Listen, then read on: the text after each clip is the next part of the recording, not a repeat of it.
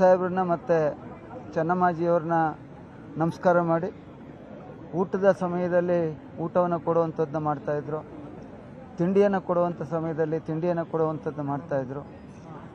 ಯಾವತ್ತೂ ಕೂಡ ರಾಜಕಾರಣವನ್ನು ಮಾತನಾಡಿದವರಲ್ಲ. ಮನೆಯವ್ರು ಹೇಗಿದ್ದಾರೆ, ಮಕ್ಕಳೇನು ಓದ್ತಾ ಇದ್ದಾರೆ, ಏನು ಜವಾಬ್ದಾರಿ ಇದೆ, ಈ ವಿಚಾರಗಳನ್ನು ಕೇಳೋದು ಬಿಟ್ಟರೆ ಯಾವತ್ತೂ ಕೂಡ ನಮ್ಮನ್ನಾಗಲಿ ನಮ್ಮ ಸ್ನೇಹಿತರನ್ನಾಗಲಿ ಒಂದೇ ಒಂದು ರಾಜಕಾರಣದ ವಿಚಾರವನ್ನು ಚರ್ಚೆ ಮಾಡಿದಂಥವರಲ್ಲ. ಅವರ ಕುಟುಂಬಕ್ಕೆ ತಾಯಿ ಚಾಮುಂಡೇಶ್ವರಿ ಆ ಒಂದು ದುಃಖವನ್ನು ಭರಿಸುವಂಥ ಶಕ್ತಿಯನ್ನು ಕೊಡಲಿ ಅನ್ನೋದ್ರ ಜೊತೆಗೆ ನಾವು ನಮ್ಮ ತಾಯಿಯ ಒಂದು ಹೃದಯವನ್ನು ಈ ದೇಶದಲ್ಲಿ ಕಳ್ಕೊಂಡಿದ್ದೇವೆ ಅನ್ನುವಂಥ ಒಂದು ಸಂಕಟವನ್ನು ಈ ಸಂದರ್ಭದಲ್ಲಿ ವ್ಯಕ್ತಪಡಿಸ್ತಾರೆ. ಸರಳತೆ, ತ್ಯಾಗ, ಸಹನೆ, ಕುಟುಂಬದ ಮೇಲೆ ಅಚಲ ನಿಷ್ಠೆ, ಇದು ಭಾರತೀಯ ಮಹಿಳೆಯ ಸಂಸ್ಕೃತಿ. ಈ ಭಾರತೀಯ ಮಹಿಳೆಯ ಸಂಸ್ಕೃತಿಯ ಪ್ರತಿಬಿಂಬವೇ ಇವತ್ತು ಚೆನ್ನಮ್ಮಕ್ಕವರು ಆಗಿದ್ದಂತ ಹೇಳಲಿಕ್ಕೆ ನಾನು ಇವತ್ತು ಬಯಸ್ತೇನೆ. ಅತ್ಯಂತ ದೊಡ್ಡ ಮಟ್ಟದ ರಾಜ್ಯಕ್ಕೆ ಮತ್ತು ಶ್ರೀಮಂತ ಕುಟುಂಬದಲ್ಲಿ ಇವತ್ತು ಇದ್ರೂ ಕೂಡ ಎಲ್ಲ ರೀತಿಯ ಆ ಒಂದು ವ್ಯವಸ್ಥೆಯನ್ನು ಕಂಡಿದ್ರೂ ಕೂಡ ಬಹುಶಃ ಅವರ ಜೀವನ ಶ್ರೀಮಂತಿಕೆಗಿಂತಲೂ ಇವತ್ತು ಆತ್ಮೀಯತೆಗೆ ಹೆಚ್ಚಿನ ವೈಭವ ಇತ್ತು. ಶ್ರೀಮಂತಿಕೆ ವೈಭವಕ್ಕಿಂತಲೂ ಕೂಡ ಆತ್ಮೀಯ ವೈಭವ ಹೆಚ್ಚಿನ ವಿಚಾರ ಇತ್ತು. ಅದಲ್ಲದೆ ಇವತ್ತು ಪ್ರಸಿದ್ಧಿಗಿಂತಲೂ ಅವರು ಸರಳತೆಗೆ ಮಹತ್ವ ಕೊಡ್ತಾ ಇದ್ರು. ಬಹುಶಃ ಚೆನ್ನಮ್ಮನವರು ದಿವಂಗತ ದೇವೇಗೌಡರ ಪತ್ನಿಯಾಗಿದ್ದು ಕೂಡ ಕರ್ನಾಟಕ ರಾಜ್ಯದ ಎಲ್ಲರ ಮನಸ್ಸಿರುವಂಥ ಅವರ ಒಂದು ಭಾವನೆಗಳಿದ್ದರು. ಇವತ್ತು ಅವರು ನಮ್ಮ ಮೇಲೆ ಇಲ್ಲ. ಇನ್ನೂ ಸ್ವಲ್ಪ ದಿವಸ ಇದ್ದು ಅವರ ಎಲ್ಲರಿಗೂ ಕೂಡ ಆರೈಸುವಂಥ ಕೆಲಸ ಮಾಡಬೇಕಾಗಿತ್ತು. ಅವರ ಕುಟುಂಬಕ್ಕೆ ಎಲ್ಲ ಶಕ್ತಿ ಭಗವಂತ ಬರ್ತದೆ ಅಂತೇಳಿ ಅವರ ಆತ್ಮಕ್ಕೆ ಶಾಂತಿ ಕೊಡ್ತೀನಿ.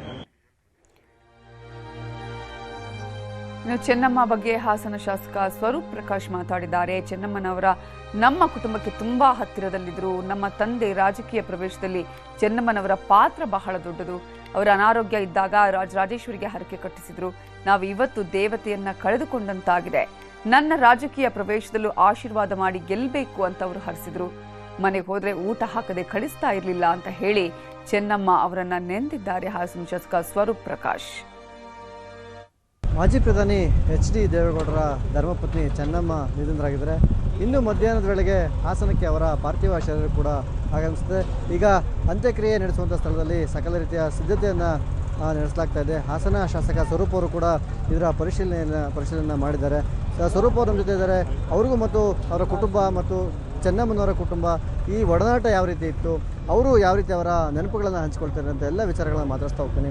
ಸರ್ ಹೇಳಿ ಸರ್, ಚೆನ್ನಮ್ಮನವರು ಅಂತ ಹೇಳಿದ್ರೆ ಪ್ರಕಾಶ್ ಅವ್ರಿಗೆ ಚೆನ್ನಮ್ಮವ್ರಿಗೆ ಸಾಕಷ್ಟು ನಂಟು ಒಡನಾಟ ಎಲ್ಲ ಇದ್ದಂಥದ್ದು, ಅದನ್ನು ನೀವು ಯಾವ ರೀತಿ ಮೆಲ್ಕಾಗ್ತೀರಾ? ಸರ್, 85ನೇ ಇಸ್ವಿಯಲ್ಲಿ ನಮ್ಮ ತಂದೆ ದಿವಂಗತ HS ಪ್ರಕಾಶ್ ಆ ಸಂದರ್ಭದಲ್ಲಿ ನಗರಸಭೆ ಸದಸ್ಯರಾಗಿದ್ದು ಅವರು ಸ್ವತಂತ್ರ ಅಭ್ಯರ್ಥಿಯಾಗಿ ಮತ್ತು ಸ್ವತಂತ್ರದಾಗಿ ಗೆದ್ದಿದ್ದಂಥದ್ದು.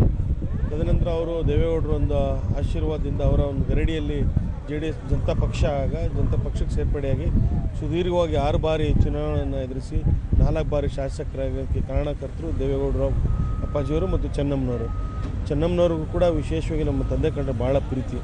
ಪ್ರತಿಯೊಂದು ಸಂದರ್ಭದಲ್ಲೂ ಮನೆಗೆ ಹೋಗುವ ಸಂದರ್ಭದಲ್ಲಿ ಔಪಚಾರಿಕವಾಗಿ ಊಟ ತಿಂಡಿ ಕೊಡುವಂಥದ್ದಿರ್ಬೋದು, ನಮ್ಮ ತಂದೆ ಕಂಡ್ರೆ ಭಾಳ ಪ್ರೀತಿಯಿಂದ ಮಾತಾಡ್ಸೋಂಥದ್ದು.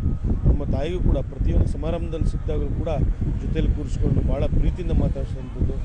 ಹಾಸನಕ್ಕೆ ಬಂದಾಗಲೂ ಕೂಡ ನಮ್ಮ ತಾಯಿ ಹೋಗಿ ಚೆನ್ನಮ್ಮನವ್ರ ಆಶೀರ್ವಾದ ತಗೊಳ್ಳೋಂಥದ್ದು. ಭಾಳ ಒಂದು ಅವಿನಾವ ಸಂಬಂಧ ನಮ್ಮ ಮತ್ತು ಚೆನ್ನಮ್ಮವ್ರಿಗೆ ಕುಟುಂಬಕ್ಕೂ ಕೂಡ.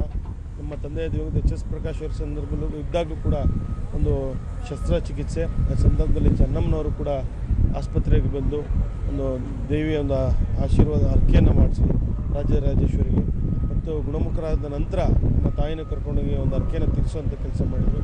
ಕೆಲವೊಂದು ಕಡೆ ನಮ್ಮ ಕುಟುಂಬಕ್ಕೆ ನಮ್ಮ ಪಾಲಿಗೆ ದೇವತೆ ಇದೆಲ್ಲ ಭಾಳ ದುಃಖ ಅವ್ರನ್ನ ಒಂದು ಅಗಲಿಕ್ಕೆ. ಭಗವಂತ ಈ ಸಂದರ್ಭದಲ್ಲಿ ನಾನು ಹೆಚ್ಚು ಹೇಳೋಕ್ಕೆ ಇದು ಮಾಡೋದು ತಮಗೆ ಗೊತ್ತಿದೆ. ಇವತ್ತು ದೇವೇಗೌಡರು ಮತ್ತು ಚೆನ್ನಮ್ಮನವ್ರ ದಾಂಪತ್ಯ ಜೀವನ ಸುದೀರ್ಘ 72 ವರ್ಷ ಯಾವ ರೀತಿ ಇಂಥ ಪ್ರತಿಯೊಂದು ದೇವಸ್ಥಾನ ವಿಚಾರಕ್ಕೆ ಹೋಗೋಕ್ಕಿರ್ಬೋದು, ಪ್ರತಿಯೊಂದು ಊಟ ಮಾಡೋಂಥದ್ದು ನಾನು ಕೂಡ ನನ್ನ ಕಣ್ಣಾರೆ ನೋಡಿರೋಂಥದ್ದು. ಊಟ ಮಾಡೋಂಥ ಸಂದರ್ಭದಲ್ಲಿ ಮನೆಯಲ್ಲೂ ಕೂಡ ಚೆನ್ನಮ್ಮನವ್ರನ್ನ ಬಿಟ್ಟು ದೇವೇಗೌಡರು ಊಟ ಮಾಡ್ತಿರಲಿಲ್ಲ. ಹಾಗಾಗಿ ಎಲ್ಲ ಒಂದು ಕಡೆ ಅವರ ಒಂದು ದಾಂಪತ್ಯ ಜೀವನ ಇವತ್ತು ಅಂತ್ಯಗೊಂಡಿದೆ. ಹಾಗಾಗಿ ದೇವೇಗೌಡರಿಗೆ ವಿಶೇಷವಾಗಿ ಭಗವಂತ ಈ ಒಂದು ದುಃಖವನ್ನು ಭರಿಸುವಂಥ ಶಕ್ತಿ ಭಗವಂತ ಕರುಣಿಸಲಿ ಅಂತ. ನಿಮ್ಮ ರಾಜಕೀಯ ಪ್ರವೇಶಕ್ಕೆ ಬಂದಾಗ ಅಲ್ಲಿ ಹಲವಾರು ಜನ ನಿಮಗೆ ಸಹಾಯ ಮಾಡಿದ್ರು ಸರ್. ಆ ಸಂದರ್ಭದಲ್ಲಿ ಏನಾದರೂ ಇವರನ್ನ ಮಾತಾಡ್ಸಿದ್ರಾ ಅಥವಾ ಇವರು ಆಶೀರ್ವಾದ ಪಡೆದಿದ್ರಾ, ಅದನ್ನು ನೆನೆಸ್ಕೊಳ್ಳೋದಾದ್ರೆ ಸರ್? ನನ್ನ ಚುನಾವಣೆ ಸಂದರ್ಭದಲ್ಲಿ ಟಿಕೆಟ್ ಸಿಕ್ಕಿದ ನಂತರ ನಾನು ಆಶೀರ್ವಾದ ಪಡೆಯಕ್ಕೆ ಹೋಗಿದ್ದೆ. ಆಗ ಭಾಳ ಪ್ರೀತಿಯಿಂದ ಆಶೀರ್ವಾದ ಮಾಡಿ ನೀನು ಗೆಲ್ಲಲೇಬೇಕು, ನಿಮ್ಮ ತಂದೆಯವರು ಕೂಡ ಭಾಳಷ್ಟು ಕಷ್ಟದಿಂದ ಮತ್ತು ಭಾಳ ಒಳ್ಳೆತನದಿಂದ ರಾಜಕೀಯ ಮಾಡ್ಕೊಂಡು ಬಂದಿದ್ದಾರೆ, ನೀನು ಕೂಡ ರಾಜಕೀಯ ಗೆಲ್ಲಬೇಕು ಅಂತ ಹೇಳಿ ಆಶೀರ್ವಾದ ಮಾಡಿ ಕಳಿಸಿದ್ರು. ನಾನು ಗೆದ್ದ ನಂತರ ಕೂಡ ಅವ್ರ ಆಶೀರ್ವಾದ ಪಡೆಯಲಿಕ್ಕೆ ಹೋಗಿದ್ದೆ. ಆ ಸಂದರ್ಭದಲ್ಲಿ ಚೆನ್ನಮ್ಮನವರು, ದೇವೇಗೌಡರು ಅಪ್ಪಾಜಿಯವರು ನನ್ನನ್ನು ಕೂರಿಸಿ ಜೊತೆಯಲ್ಲಿ ಒಂದು ಊಟನ ಮಾಡಿಸಿ ಮಧ್ಯಾಹ್ನ ಸಮಯ ಒಟ್ಟಿಗೆ ಊಟ ಮಾಡಿಸಿ ಕಳಿಸಿದಂಥ ಇರೋ ಒಂದು ಸಂದರ್ಭ ಇವತ್ತು ನೆನಪಾಗ್ತದೆ. ಹಾಗಾಗಿ ಎಲ್ಲೋ ಒಂದು ಕಡೆ ಒಂದು ಪುಣ್ಯ ಮಾಡಿದ್ದೀನಿ ಅಂತ ಭಾವಿಸ್ತೇನೆ. ಒಂದು ಅದೃಷ್ಟನೂ ಕೂಡ ನನ್ನ ಎಲ್ಲ ಒಂದು ಪಾಲಿಗೆ.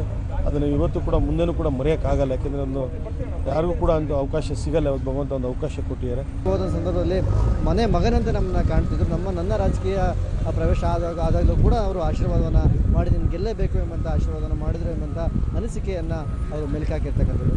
ಕ್ಯಾಮ್ರಾ ಪರ್ಸನ್ ರಾಹುಲ್ ಜೊತೆ ಕೃಷ್ಣ ಬೀಡು, ನ್ಯೂಸ್ 18 ಹಾಸನ. ಮತ್ತಷ್ಟು ಸುದ್ದಿ ಬ್ರೇಕ್ ಆದ್ಮೇಲೆ.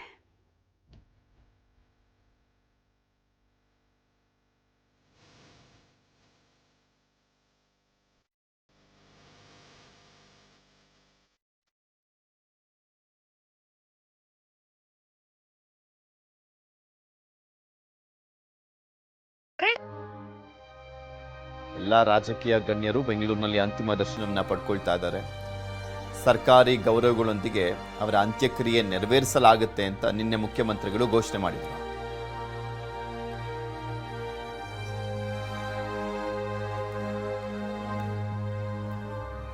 ಅಂತಿಮ ದರ್ಶನ ಪಡೆದಂತ ಗಣ್ಯರೆಲ್ಲರೂ ಕೂಡ ಮಾತನಾಡಿದ್ದಾರೆ. ಏನ್ ಹೇಳಿದ್ದಾರೆ ಕೇಳೋಣ.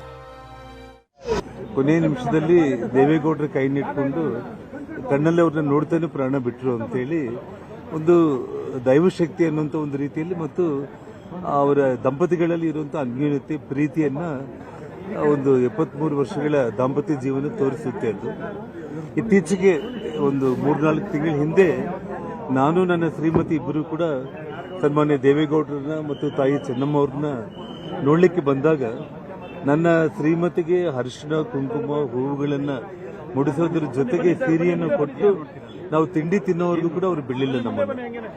ಸೊ ಸುಮಾರು ಒಂದು ಗಂಟೆಗಳ ಕಾಲ ಅವ್ರ ಜೊತೆ ನಾವು ಏನು ಕಾಲ ಕಳೆದಿದ್ದೀವಿ. ನಿಜವಾಗ್ಲೂ ಕೂಡ ನಮಗೆ ಅದು ಜೀವನದಲ್ಲಿ ಮರೆಯಲಾರದಿರುವಂಥ ಒಂದು ಕ್ಷಣಗಳು.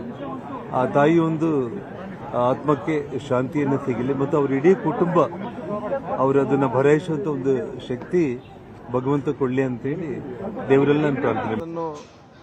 ಆ ಕುಟುಂಬದಲ್ಲಿ ಇಟ್ಕೊಂಡು ದೇವೇಗೌಡರು ಸಾಹೇಬ್ರು ಒಂದು ಕಡೆ ರಾಜಕಾರಣ ಮಾಡ್ತಾ ಇದ್ರು ಕೂಡ ಆ ಮಕ್ಕಳನ್ನು ಯಾವ ರೀತಿಯಲ್ಲಿ ಒಬ್ಬ ಯೂನಿವರ್ಸಿಟಿಯಲ್ಲಿ ಮಕ್ಕಳನ್ನು ಓದಿಸ್ತಾರೋ ಆ ರೀತಿ ಮಕ್ಕಳನ್ನು ಒಂದು ಯೂನಿವರ್ಸಿಟಿ ಥರ ಆ ತಾಯಿ ಕಾಪಾಡಿಕೊಂಡು ಬಂದಿದ್ಲು. ಆ ತಾಯಿ ಏನು ನೋಡಿಲ್ಲ ಹೇಳ್ರಿ, ಎಲ್ಲವನ್ನೂ ಕೂಡ ನೋಡಿದಾಳ. ಆ ತಾಯಿ ದೇವೇಗೌಡರನ್ನ ಶಾಸಕ